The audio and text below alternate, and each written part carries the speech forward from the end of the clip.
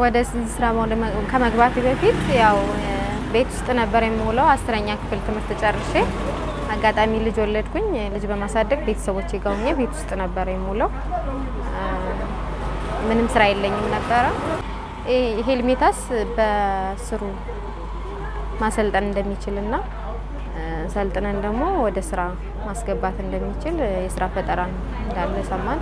ተመዘገብኩኝ። የገባው የተሰማራውበት የስራ ዘርፍ ጥልፍና ዲዛይን ሲሆን ያው የተለያዩ የባህል አልባሳትን መሸጥ። በፊትም ንግድ መቀላቀል ፈልግ ነበር፣ የንግድ ዓለም እና የሴት አልባሳቶችን መሸጥ ፈልግ ነበር።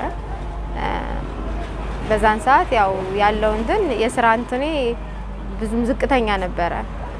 ቤተሰብ ጋር ነበር የምኖረው። ልጅ ስለማሳድግ አይምሮዬም በዛን ሰዓት ነፃነት የለውም። በብዙ ነገሮች ይጨናነቅ ነበረ።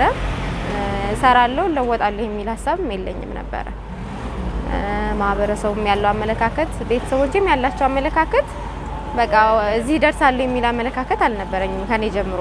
ቤተሰብ ግን በአጋጣሚ ይሄንን እድል አግኝቼ ወደዚህ እድል ገባ። ያው የጥልፍና ዲዛይን የሰለጠንኩኝ ያው ቀሚስ፣ የወንድ ቲሸርት፣ የሴት ቀሚስ፣ የህፃናት አልባሳትን እንድናመርት በቃ አሰራሩ እንዴት እንደሆነ ዲዛይን እንዴት ማውጣት እንደምንችል ከዲዛይን ጀምሮ ነው የተማርነው። እኛ ከስዕል ጀምሮ ምን የተማርነው። ከስልጠና ከወጣን በኋላ የተለያዩ ማለት የብድር አገልግሎቶችን እና ደግሞ ቤት ውስጥ እንዳንቀመጥም አድርጎናል። ወጣን እንድንሰራ ቶሎ ማለት ነው። ያው የተማርንበትን ነገር ቶሎ ቀጥ ላይ ስራ ላይ እንድናውለው አድርገውናል። በፊት ያው ከቤተሰቡም ከማህበራዊም ከጎረቤትም ጀምሮ በቃ ከዚህ በኋላ እቺ እኮ ምንም አትሆንም፣ በቃ ምንም የትም አትደርስም፣ እንደዚህ ሆና ቀረች ነበር የሚባለው በሰዓቱ ማለት ነው። በቃ ሁሉም ለኔ ያለው አመለካከት የወረደ ነበረ። ቤተሰብም ቢሆን በቃ ድልሽን ራስሽ ነሽ ያበላሽሽ ይሉኝ ነበረ። ብዙ ነገሮች ነበሩ በዙሪያዬ።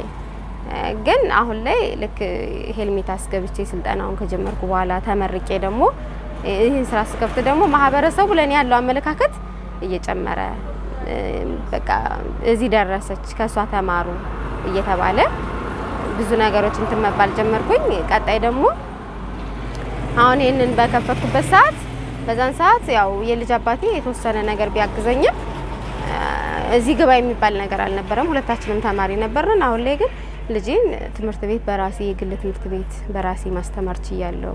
ቤተሰቦቼን ደግሞ በቻልኩት መጠን እገዛ አደርጋለሁ።